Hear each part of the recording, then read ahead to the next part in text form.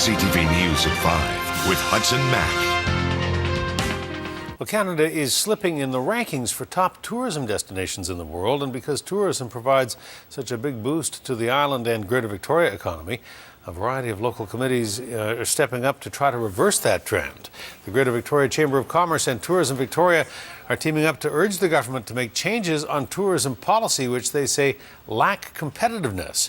In less than a decade, Canada has fallen from 7th to 18th place for top tourism destinations globally. International travel is the 4th fastest growing export sector in the global economy, but if Canada does not catch up, Victoria could lose out big. We want the Canadian Tourism Commission to participate in marketing in the U.S. I mean, let's remove the numbers from it.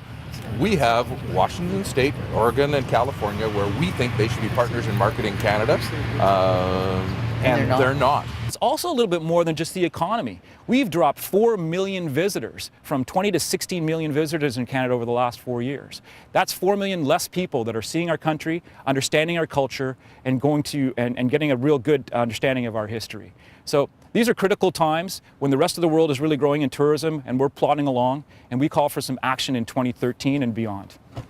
The Chamber's list of factors preventing Canada from competing for tourism include a small marketing budget, cuts to the national budget, high cost of airfare, and lack of partnerships with tourism industries in the U.S. The Senate has voted to force Senator Patrick Brazeau to take a leave of absence from the upper chamber, while the Conservative defends himself against criminal charges. Brazeau was arrested last Thursday night at his home in Gatineau, Quebec, and has been charged with assault and sexual assault. The decision to force him out was to protect the reputation of the Senate and trust in Parliament. Brazeau was released last Friday on $1,000 bail and has a court date set for March. His leave of absence is said to last until the legal troubles are resolved. Brazeau, who showed up for the vote today, could be suspended or expelled by the Senate if he is convicted of the charges. Job creation, guns, and immigration, just a few of the issues that U.S. President Barack Obama is expected to touch on tonight during his State of the Union address, which is underway. Obama will announce that 34,000 American troops will be home from Afghanistan 1 year from today. The address will be delivered in the Great Divide known as the U.S. Congress. These days it is a body bitterly split over Obama's hopes to shift domestic policy on taxes and spending, among other issues. More reaction to the throne speech. We're joined now by NDP leader Adrian Dix. Mr. Dix, thanks for being with us. Great to be on the show, Hudson. Thank you. I'm going back to a statement made by the finance minister last fall. I'm not sure these numbers add up, because it seems to me in September he was saying that there was going to need to be about $1 billion in revenue made up for falling natural gas revenue and royalties. Well, what that tells you is that in this year, in this year's budget, the one we're in, the government was dramatically wrong in its estimates of natural gas revenues, $1.1 billion. By the way, our finance critic, Bruce Ralston, predicted that, and the government denied it when it tabled its budget as recently as last February. What that tells you is its predictions about what will happen in 10 or 15 years are just that, predictions. Here's what we know. We know that at BC Hydro, the government's using deferral accounts, essentially borrowing money to pay itself right now. That's taking the province dramatically into debt at BC Hydro. That they have contractual obligations that they've increased in the range of $50 billion. That's stuff we know, that's stuff that's happened. What the government is doing, in effect, having mismanaged the province really for the last 4 years, is trying to distract attention with something that ultimately international markets will decide. We're supporters of LNG. We want to see development. We want to see our resources upgraded in British Columbia.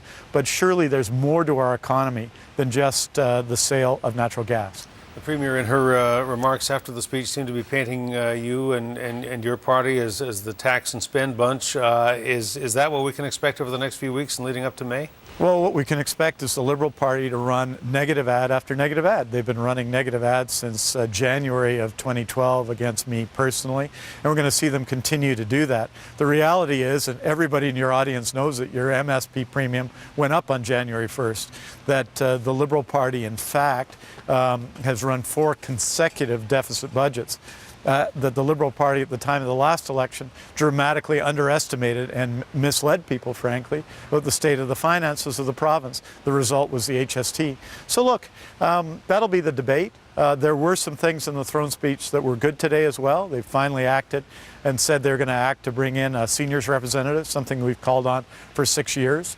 So we're going to be positive when the situation calls for us to be positive. We're going to agree with the government when they do the right thing. We're going to disagree when they do the wrong thing, and we'll let the voters decide. Interesting days and weeks ahead.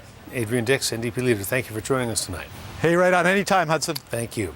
Extra security at 3 Nanaimo schools will be lifted tomorrow after they've been under heavy guard for the past week.